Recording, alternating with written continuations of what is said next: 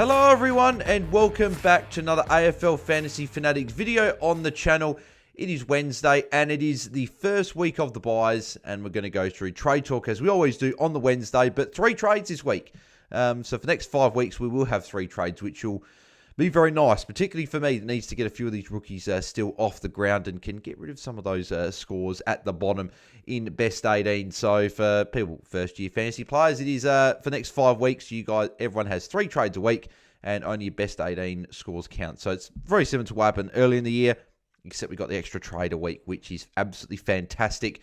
Yeah, as always, we'll go through the most trade in and out players of the week, the top 10 more likely of each, and then we'll touch on maybe a couple others just outside, and I'll go through my top 5 targets, which these are the very difficult weeks to give a top 5 targets, because round 12 is probably most difficult because every team is going to have a buy at some point, so it's very hard to bring in, and I think it's very team dependent on who you bring in. Some teams you might have a weaker buy in terms of premiums and on buying all this sort of stuff. So I'll go through what my trades are looking like after, but that's sort of what I'm potentially planning on doing with my moves this week. So let's go through all of these and we'll discuss my trade plans towards the end of the video. So if you want to hear what I'm doing, then stay tuned. But I'm not doing too well, so maybe you don't. But anyway, let's get through the most traded in players of the weekend. Number 1, without much of a surprise, is Angus Clark. 29.3k have already brought him in, and I'm recording this pretty late on Tuesday night, and he's just going to continue to be brought in by more. He's an obvious pick. 291k, minus 23 break even. He's got the round 16 buy, which is perfect. We're gonna have him for, well, he's not getting dropped, right? He got the rising star. He played fantastic against Richmond. Obviously, tougher sort of games to come against Brisbane and Carlton the next couple, but the fact that he was able to put up a good score, that's going to be his price tag now for a few weeks. Minus 23, as I said, with the break even. He's going to make a lot of cash quickly if he can just put up some 50s and 60s and go okay. So he's a fairly obvious one with that late buy. You just have to do it. Everyone has to get him in. Teams that he's 90% owned, he should be a lot more owned. He should be like upwards of 30, 40%. You just have to get him. Simple as that. It's there's not too many must-haves in a year. He's a must-have in terms of rookies. And I'm not going to spoil in terms of the top 5 targets, but he would be number 1. I'll put it pretty much right there now. He's very, very important to get. So I really like him as an option. Number 2 and 3, obviously the top 3 are all Essendon boys. So if you're bringing in these 3, your trades will be done on the Thursday night. But Nick Martin is the second most trading player. 6,000 are jumping on him, obviously, after that massive pop score last week of 166. That now puts him averaging 105.8 for the season. He's expensive now. So obviously nowhere near as much value as what he was presenting last week. And you miss the pop score. I think he's still a decent target to bring in. Obviously, if you need round 16 premiums, right, I think he's still an option. I still think that it's really team dependent, right? It's if you are in a good spot and you can afford to bring him in, great. But I'd almost feel like I'd want to be looking for the next guy that might put up a good score. Is it a Lockie Ash this week, who's pretty much the same price as what Nick Martin was last week? Is it Lockie Ash? Is it maybe a Tom Green, but in the midfield? Or is it someone that's got Richmond this week? Or is it a Max Holmes, who is obviously, we'll talk about him very shortly, but he's got West Coast. So maybe you go for someone like that. But the defender forward flexibility is very, very handy. And the round 16 buy, as I mentioned, and he's not going to be tagged when you've got Zack Merrett there. So I do like Nick Martin still as a target, but just does come at a bit of a price now. I believe he's priced upwards of like 106, 107. So he's quite expensive now, but I still can see the appeal if you are looking to bring him in. Number 3, Zack Merrett is brought in by 5.4k coaches so far. And yeah, he's value. He's priced at 101.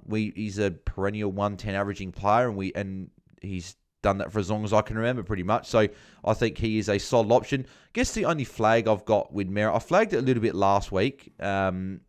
Brisbane, I don't really see this being too difficult for him in terms of like there's not really going to be any attention thrown his way, but I just figure like with his so Carlton, they've always tagged him. Obviously he averages over 100 against a lot of people, except Carlton are one of those teams that he doesn't. I expect a Hewitt or someone to go to him. Do they bring in Chincotta after the bye? Does he do some run with role, or is he going to play in defence? I don't know. just a flag, and then he's got Mullen into Wagner, then the bye. I do like Gold Coast and Richmond, however, those two matchups, but then Giants, Bedford, he just scored a 54 against the Dogs, then potentially Jordan, then Mullen, then Windhager, and then Carlton again. So he's doubling up on a few teams post-bye that will tag or have already tagged in this year. That's my only flag. But in saying that, I still think he is a solid target because we know that Merrett, really besides that 54 that he scored against the Dogs, I don't think he's gone he hasn't gone below 80, right? So he's got a good floor.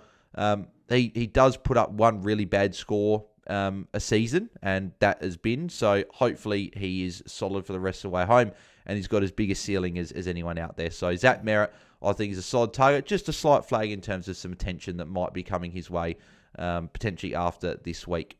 Will Hayes is the fourth most traded player, 4.3k. I wouldn't be going here personally. Collingwood are going to get a lot of players back this week. He played his role well last week. 52 is pretty solid.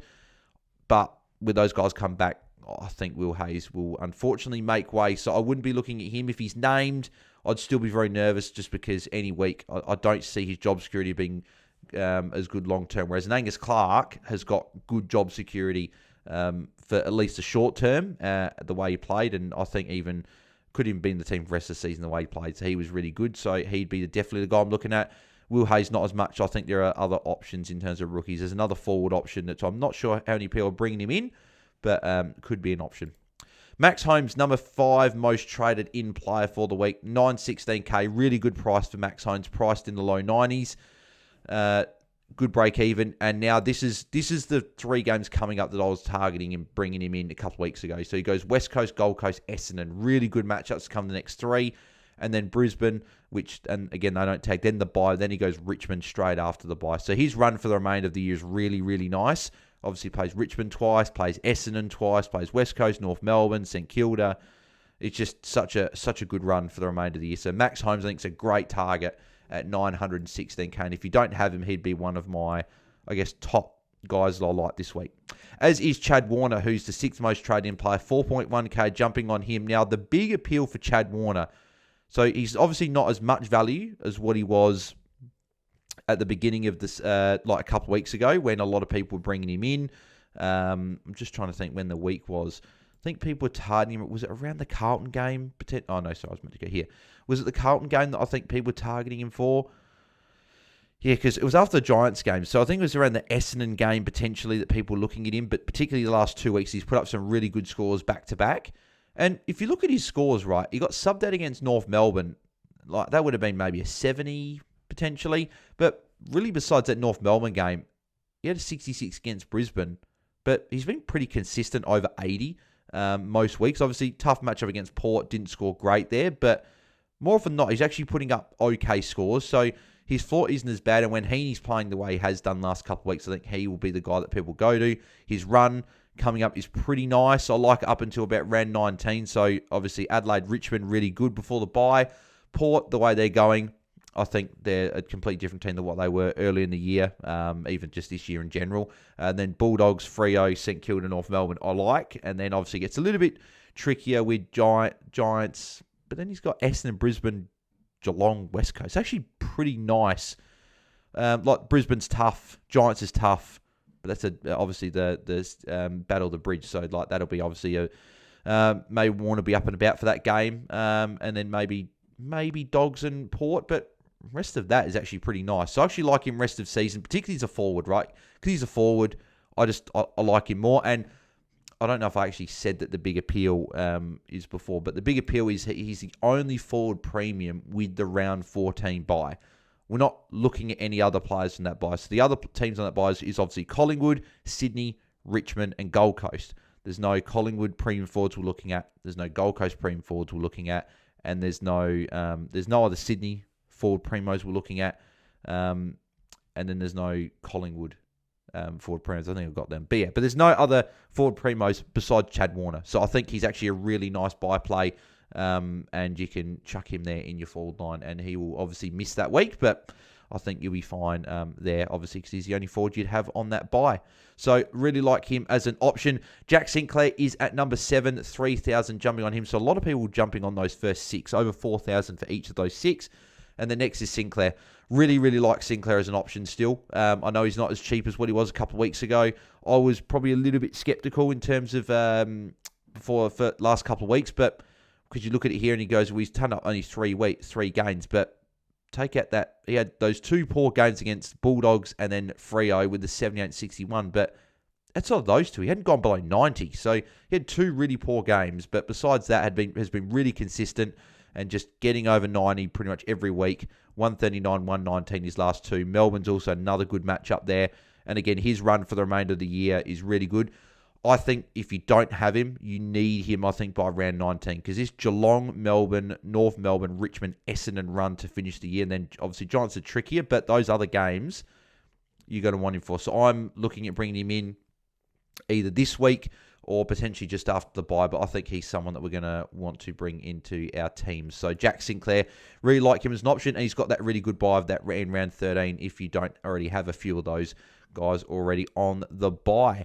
Number 8, Campbell Gray. I'm just not looking here personally. I know he scored a 54 last week, but he's more of a key defender, and he's just in there while Noah Bolter's not playing. So when Noah Bolter comes back, I assume it's just a like-for-like swap with Campbell Gray, as good as he was last week. So I thought he actually played quite well.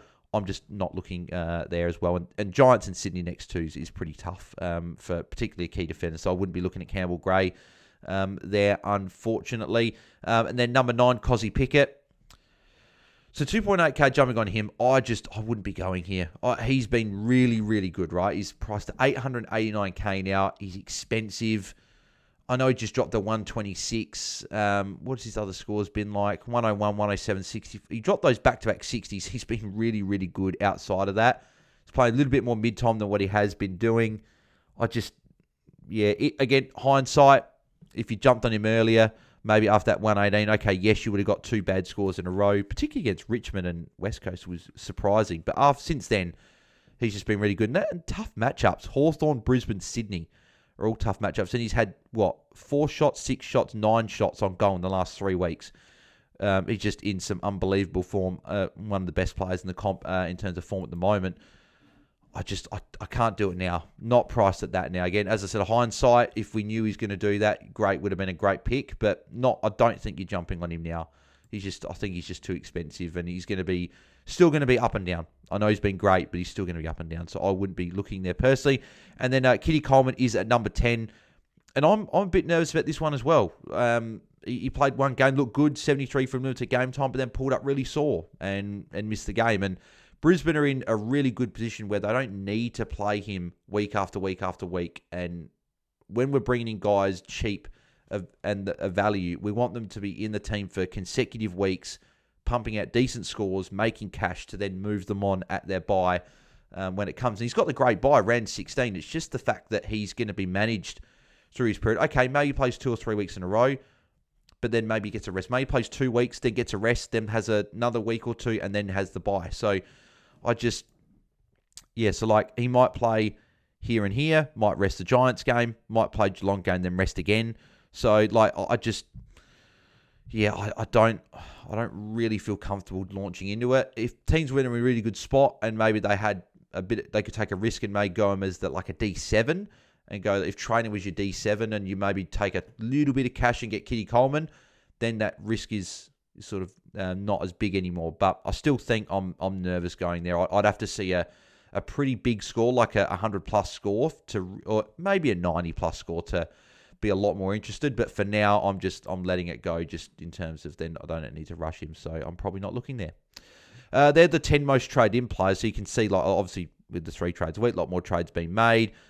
All of those top options there. But then we go through these next 3. Kane McAuliffe, Angus Sheldrick, and Sam Berry. And I'll start off with Kane McAuliffe, who is my favourite of these 3 guys. And I think then Xavier O'Halloran is where's he in terms of being on the list? So he's down here, so 1.1k. Not a lot of people jumping on him, but I've probably got it in that order. I've got it McAuliffe, Sheldrick, Berry, and O'Halloran.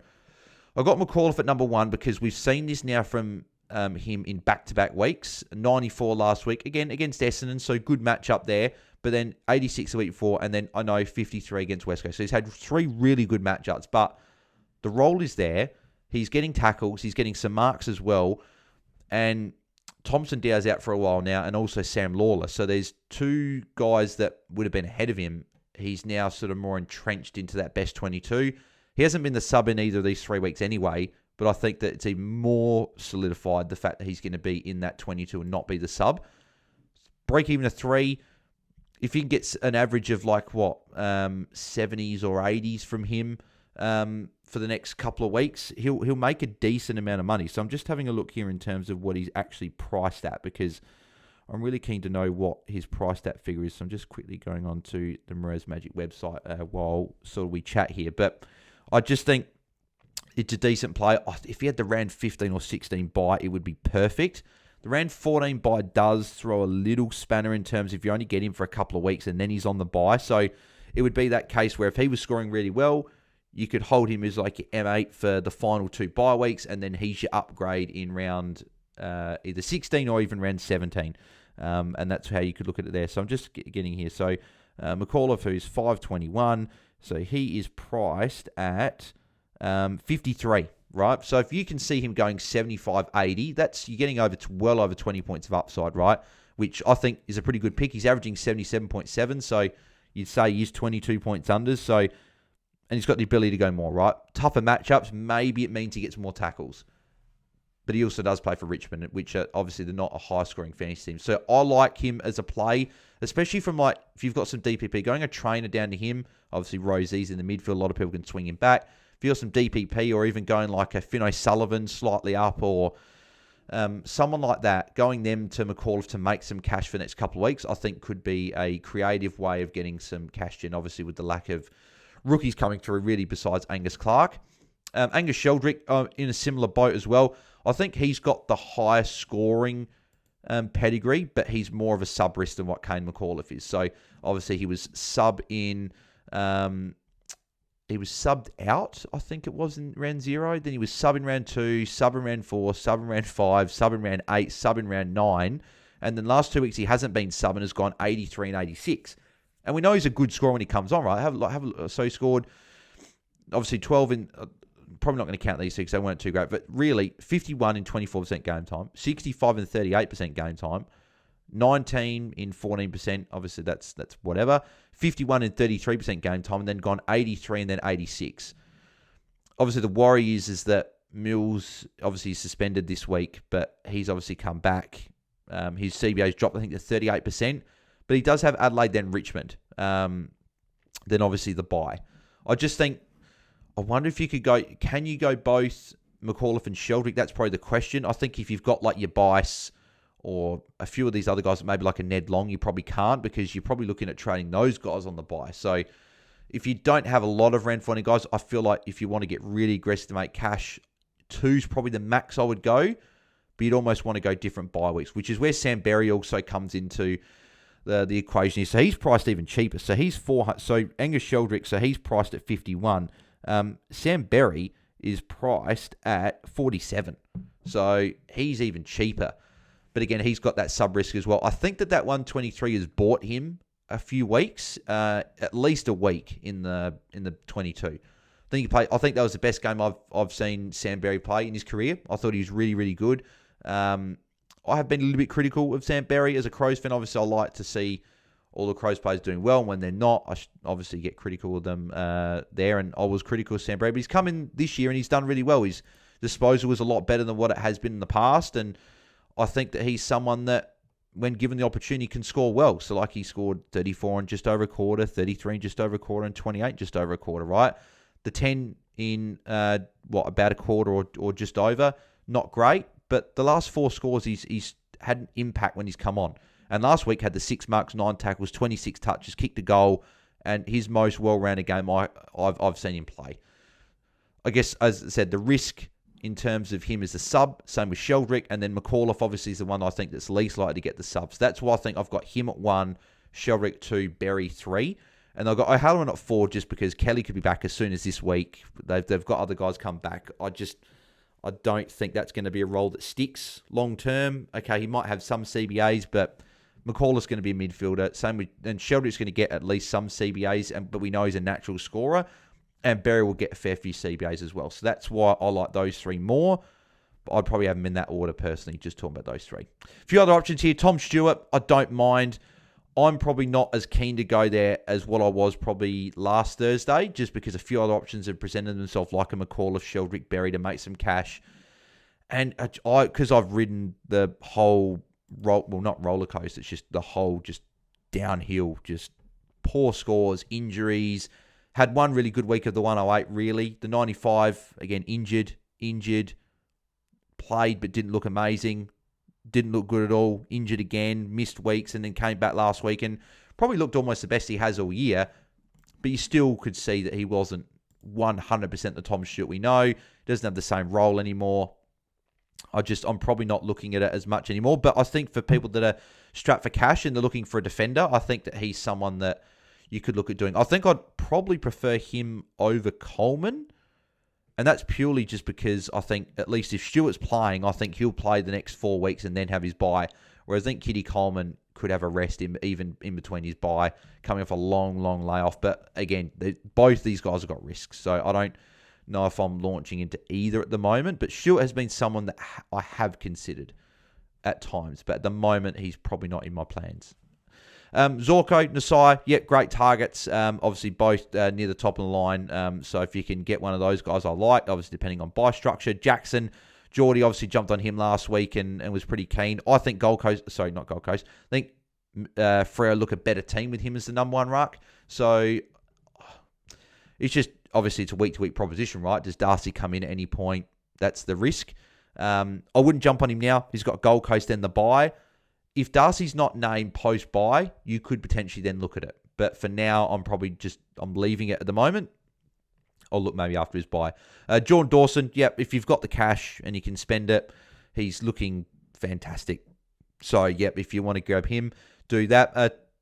Toby Green, I like as a short-term player as well. I'd prefer him over Stewart if you've got the DPP, particularly if you've got maybe like a Nick Martin, if you can flick him back to get a forward in or something like that. Or if you've got a Rosie, you can flick guys. So you can flick Rosie into defence and then you can flick a Levi into the mids or someone, then get Toby Green.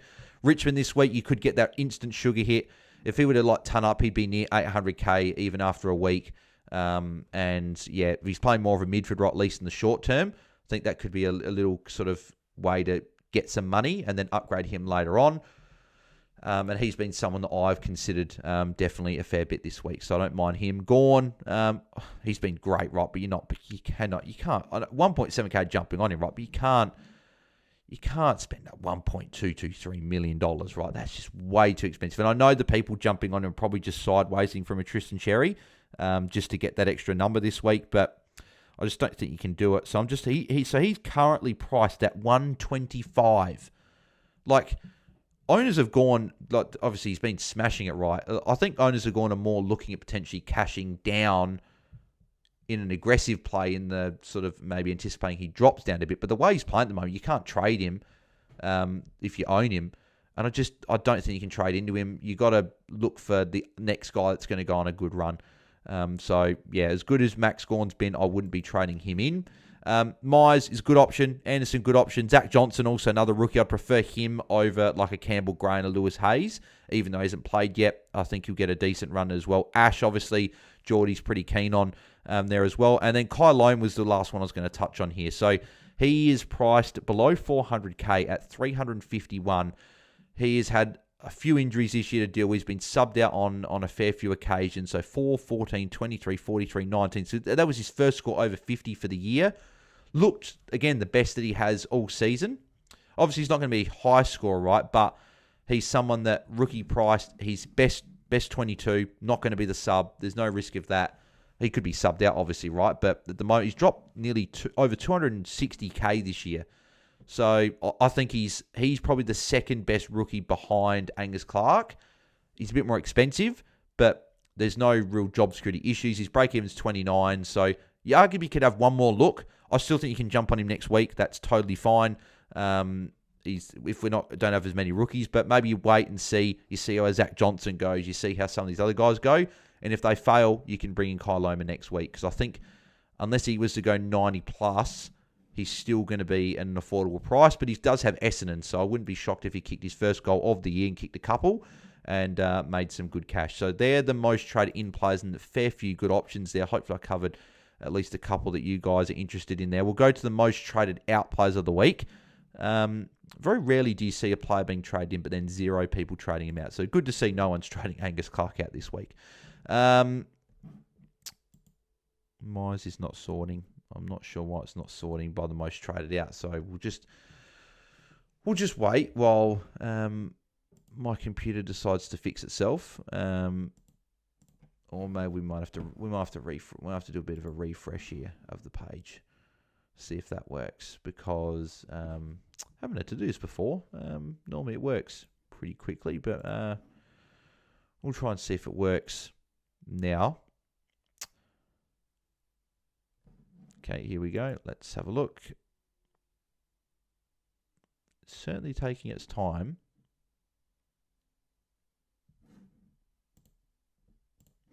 Let's have a look. Is that going to go to Coach's Choice? Cool.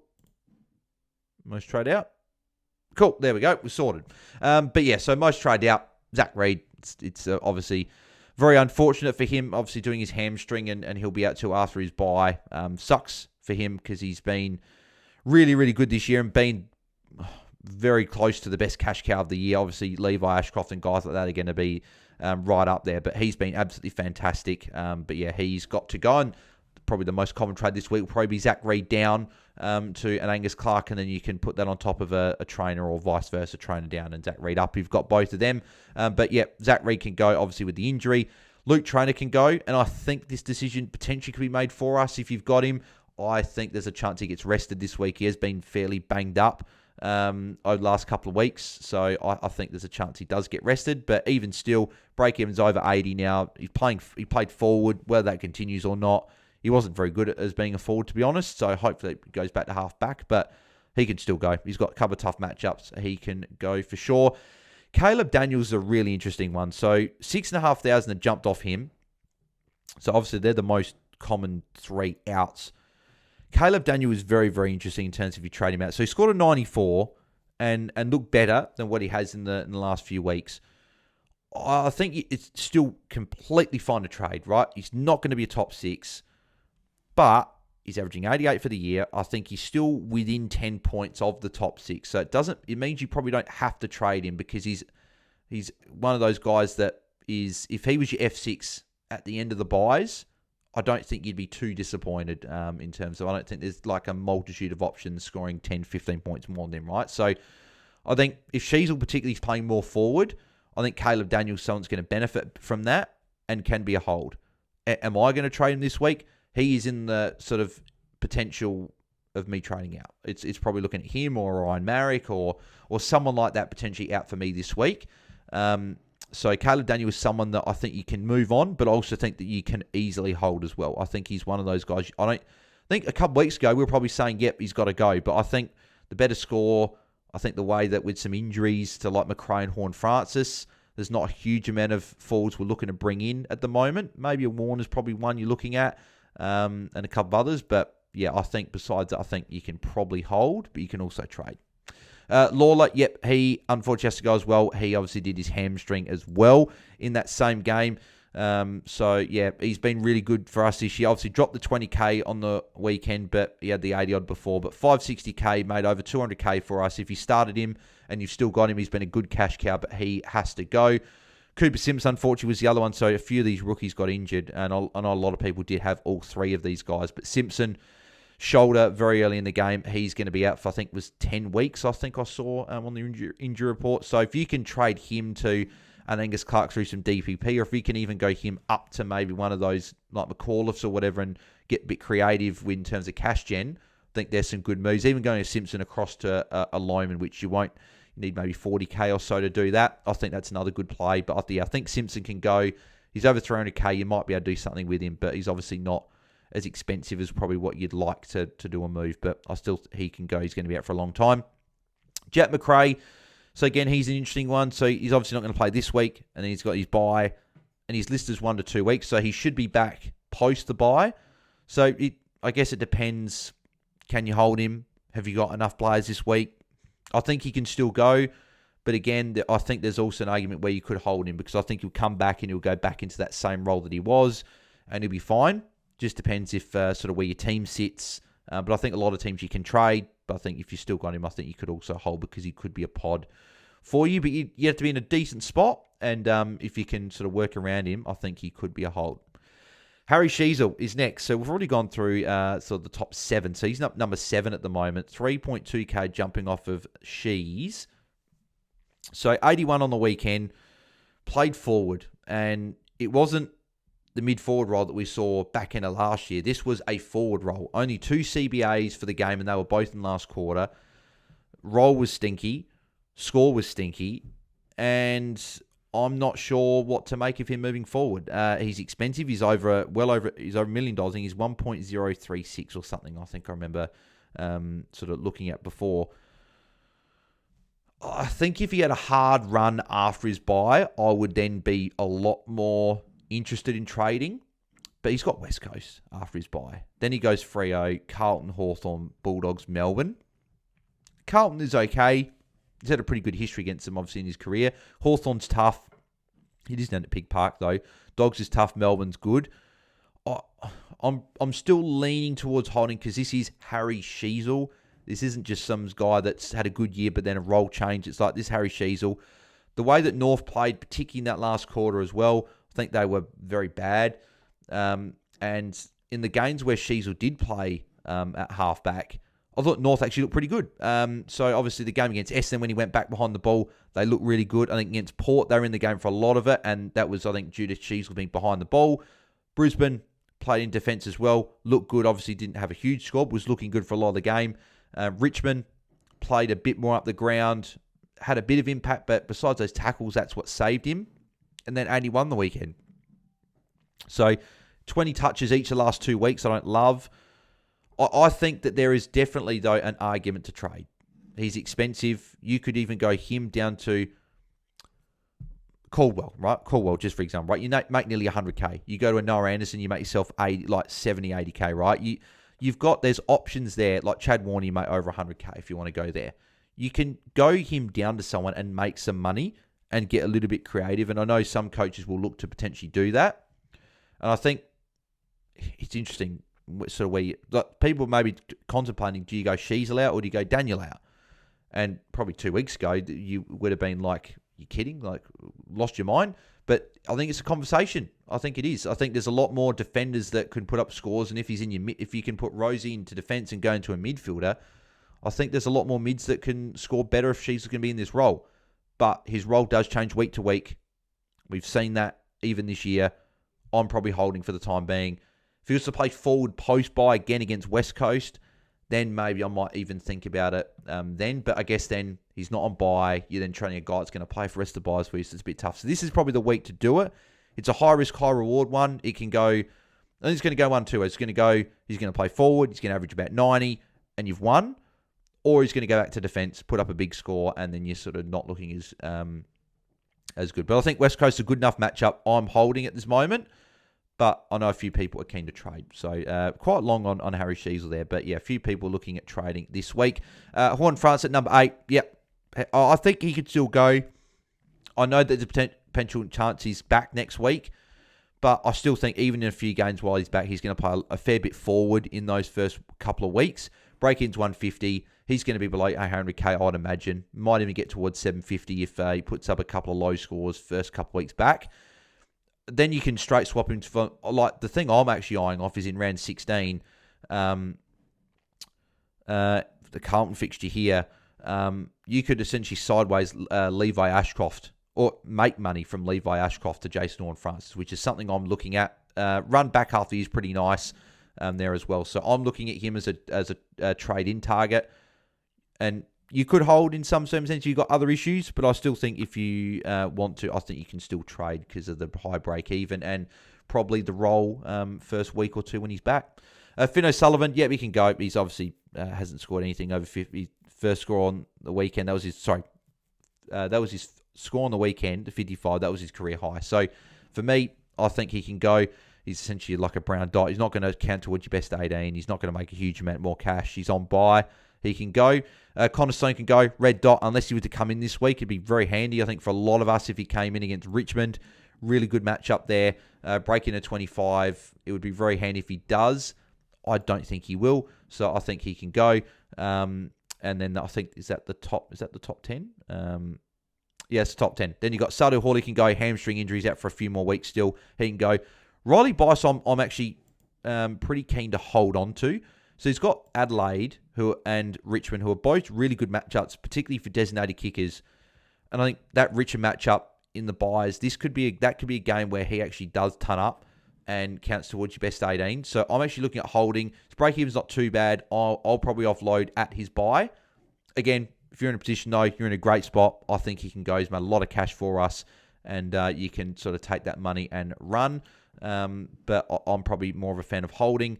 Hewitt can go. He's on his buy, and he's dropped a few scores under a ton in a row since he had that ton run to begin the year, so he can go. Sanders can go on buy. Short can go. He's out for a few more weeks still, and that sort of timeline keeps getting sort of put out further and further. So, yep, he's got to go.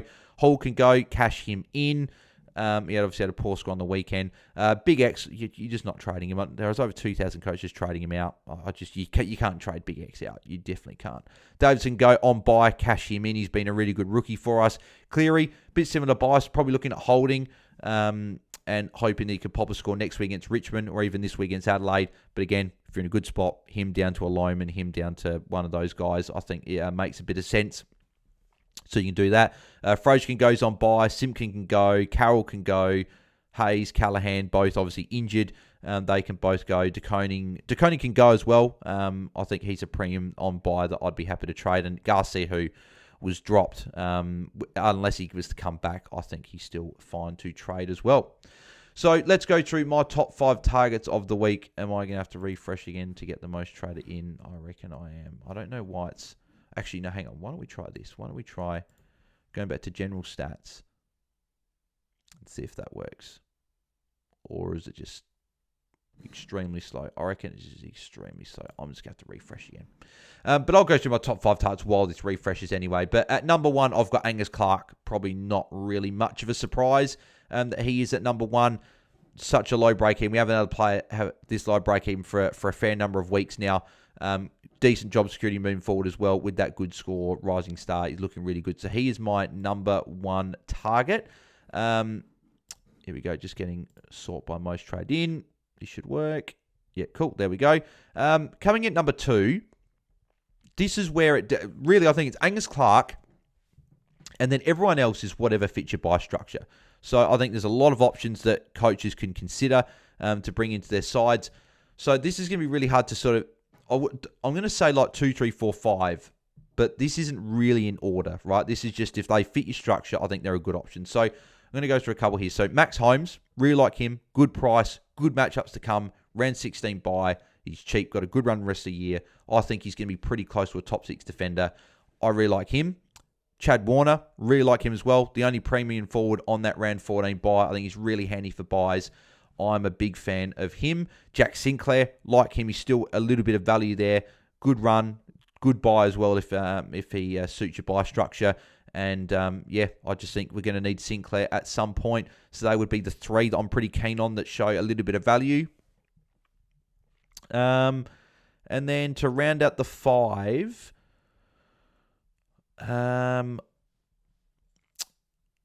it's a tough one. There's a fair few options here that you could go. Who am I going to round out the top 5 with? I'm going to round it out with maybe getting one of those guys. Maybe go Keidean Coleman because he's at a cheap price, good job security. Not going to be for everyone, but I think getting one of these guys could help a lot of teams, particularly like I'm looking at one of these guys this week with my low team value, hoping that one of these guys can go well over the next few weeks. So I'll say one of those guys, but also like Toby Green as well. Good value and good run. Good matchup this week. Kyle Loman as well. Good matchup. Clayton Oliver's, I guess, we didn't touch on him as an interesting one. If someone was bullish on him, turning his form around and backing up what he did last week, I just think that we've seen one game. He would be someone, if he continued to his buy, then maybe we look at post-buy after a refresh. But he looked really good last week. So if someone was interested in it, I don't know if I could necessarily talk you out of it too much if you were bullish. But I'm probably not going to go there personally myself. But yeah, there's a few good options this week. Like I don't even mind like a Tom Green as well against Richmond. A few good options that, again, if it suits your team and your buy structure, go for it. So yeah, my trades this week, obviously we had the 3 this week, which is really handy. My original trades were Stone down to Loman, Carroll down to Angus Clark, and then using that cash on top of Luke Trainer and going Toby Green. But since doing a little bit of sort of tinkering around my team, I've actually changed my trade slightly. So I'm still doing Carroll to Clark. I think that trade for me is locked in this week. Carroll over 400k. Got the bye this week, and I don't even think he'll be there post-bye. Carlton have got a fair few players coming back from injury. A few of them were tests last week. They got the bye. They'll come back. So I think he won't be there. So he'll be a red dot, so he can go cash him in for Clark. Then I'm looking at going a Luke Trainer sideways to Kane McAuliffe. I've got Rosie there, and I've got Nick Martin who can float between defence and forward. So I'm looking at going Trainer McAuliffe, banking about 50k or so. And getting a guy that can hopefully make some really good cash quick. I'm not locked into trading him at round 14. I think I can, if he puts up a couple of 80s, I feel like I can still hold him for a week or two after, milk a little bit more of that cash, and then trade either in round 16 or round 17 for that final upgrade. So I'm looking at him for Trainer, and then I'm actually looking potentially at trading a Ryan Marrick out to get an upgrade this week, because doing that McAuliffe trade, I don't have a huge amount of cash in the bank to make a trade, or at least get someone. I don't have anyone that 600k range. It's like I've got to trade someone in that 700k. So Caleb Daniels, one of those guys I'm looking at trading. Ryan Marrick's someone I'm looking at trading. I'm looking at bringing in Chad Warner. I think that the fact that he's the only premium forward on that buy that I like, looking at bringing him in, putting him in the mids for the week. He's got Richmond obviously next week, Adelaide this week, which is okay. I can't see him being tagged in either of these 2 games. And I see then he'll have the bye, and he's got a good run. I think he's going to be pretty close to a top 6 forward. I've looked at Sinclair. I've looked at Jai Caldwell. A few of those guys I'm looking to an upgrade. I'm looking at getting a value guy this week, because I'm then looking at targeting some guys come to buy, like a Bont or a Butters or someone like that. So they're the current trades I'm on, but I have had a few sort of variations, like my low team value. Do I go and get Sheldrick and McAuliffe, or a McAuliffe and a Berry, get those 2 guys in, make a heap of cash, hopefully. But I feel like one of them is good, and then make an upgrade, and then do a rookie one there. So sort of you're doing one of each move. So that's what I'm looking at doing. Let me know in the comments below, guys, what you guys do with your trades for round 12. Arguably, probably is the toughest week for trades, because obviously everyone's still got a bye coming up. But I think from next week onwards, trades get a bit easier. We're looking at bringing players off their bye, so we're going to be looking at all the guys from Carlton, North Melbourne, Port Adelaide, and the Dogs. And then obviously St Kilda Freo get added to that mix the week after. Then you add more teams as you sort of go through. Hopefully having pretty close to a completed team by the end of the buys, or that's the goal that we're all setting. So yeah, let me know in the comments below what you guys do with your moves for the week, and any questions, leave them in the comments below, and I'll try and get to a few if I can. But if you do want a guaranteed answer to your questions, or you'd like a team review, head over to our Patreon, patreon.com/AFL Fantasy Fanatics. All Patreon members get a team review each week for signing up. So if you'd like to do that, then click the link in the description and you get that. Plus an exclusive Patreon Q&A that I'll record every Wednesday night. So I'm recording that later on tonight. So if you want your question answered tonight, head over to the Patreon, become a member, and you can get your question answered there, or even your team review before the games start there, if you'd be interested in that. But that is it for today. So make sure you guys do smash a like on the video. As always, you guys do smash likes every week. If we can get 200